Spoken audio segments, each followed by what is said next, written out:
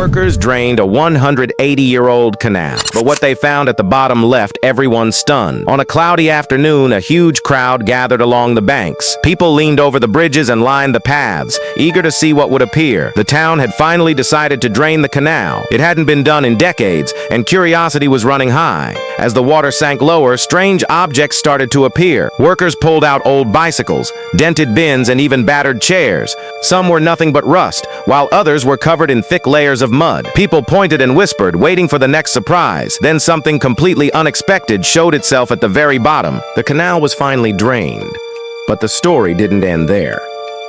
The workers had uncovered bicycles, shopping carts, mopeds, and even a car. But rumors spread quickly that something else had been found in the deepest part of the waterway. People returned the next day, this time in even larger numbers. Crowds lined the banks and pressed against the fences, hoping to catch a glimpse of what was happening. Reporters arrived with cameras, and drones hovered overhead, filming every corner of the now empty canal. The air buzzed with anticipation. Everyone knew that draining a canal that had been sealed for nearly 2 centuries would not only reveal rubbish, but possibly something tied to history itself. The workers moved carefully across the sticky, uneven mud. Every step sank their boots, and they had to pull hard just to move forward. It wasn't easy, but they knew the importance of their task. The city had even called in a small team of archaeologists, just in case anything of real significance was discovered. At first, the finds seemed ordinary. More furniture emerged, broken tables, bits of wood, and old barrels that had rotted from years in the water. But then, as one worker dug into the mud with a spade, his shovel hit something solid. It rang out with a hollow metallic sound, sharp and clear, cutting through the noise of the crowd. People froze. The worker dropped to his knees and began scraping away the layers of sludge with his gloves. Slowly, a surface appeared. It was smooth, curved, and bronze in color. The archaeologists rushed in and carefully brushed away the mud. What emerged was not part of a car or machine, but a large bell. It looked ancient, the kind that might have hung in a church or a town hall long ago. The surface was decorated with faint markings, some still visible despite the years.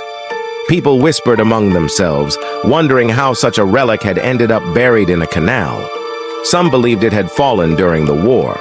Others thought it might have been stolen and dumped.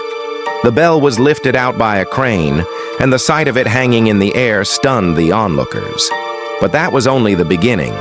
The further the workers searched, the stranger the discoveries became. In one corner of the canal, close to where the water had pooled deepest, another worker shouted. He had uncovered what looked like a chest. It was wooden, reinforced with metal bands, though the wood had mostly rotted away. Excitement rippled through the crowd as the archaeologists moved in quickly. Inside were dozens of glass bottles. Some were smashed, but many remained sealed. They weren't letters of love or stories from families. The papers described disease spreading through the town, mentions of soldiers passing through, and even accounts of riots that broke out near the canal. They were like time capsules, sealed and forgotten, only to be uncovered now. Reporters snapped photos, and the archaeologists carefully collected the bottles. It became clear that the canal had been more than just a dumping ground. It had been a hiding place, a silent witness to events long past. Later that afternoon, another object caught everyone off guard. Near the far end of the canal, close to the brick wall that held the water back, workers pulled at a large wooden structure buried in the sludge. At first, they thought it was just part of an old bridge, but as more of it was revealed, they realized it was the remains of a small boat. The vessel had collapsed in on itself, its frame broken and rotting, but parts of the hull were still intact. Inside the wreck, the archaeologists found rusty tools, scraps of rope, and even a lantern covered in mud.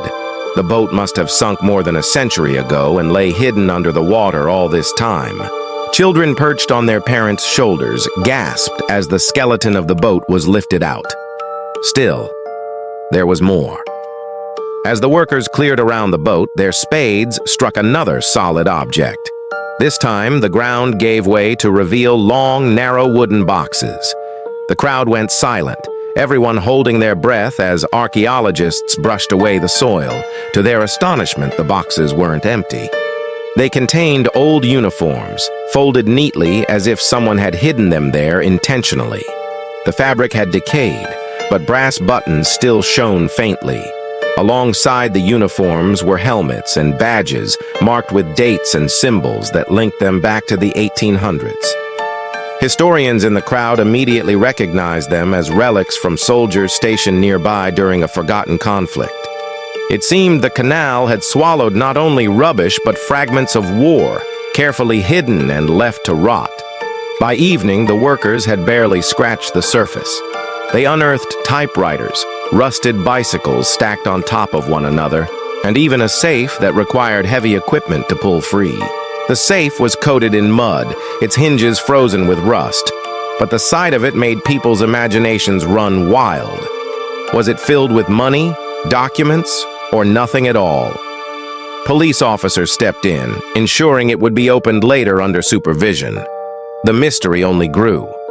The biggest shock came as night began to fall. One worker, pushing deeper into the mud with a long rod, suddenly found it striking something hard again and again. The archaeologists crowded around, shining their torches. Slowly, they dug, the mud clinging stubbornly to their tools. At last, they revealed stone steps, carved into the side of the canal wall and leading down into the earth. The crowd erupted in noise, everyone trying to get a closer look. Nobody had known those steps were there. They seemed to lead into a sealed tunnel hidden beneath the water all these years. The archaeologists immediately stopped the workers from digging further until it could be assessed properly, but the discovery alone was enough to spark countless theories. Was it an escape route used during the war? A smuggling passage for goods? Or something even older, part of a system forgotten by history? The officials refused to comment, but the crowd could feel it. The canal had not given up all its secrets yet. Over the next few days, teams worked under floodlights. Each time they removed more mud, the story of the canal deepened. More weapons were uncovered, including rifles so rusted they were barely recognizable. Old coins from countries far away appeared, hinting at trade and travel that had once passed through. Even jewelry surfaced, rings and lockets caked in grime but still valuable. Each new find drew gasps, applause, or stunned silence. The atmosphere around the canal was electric.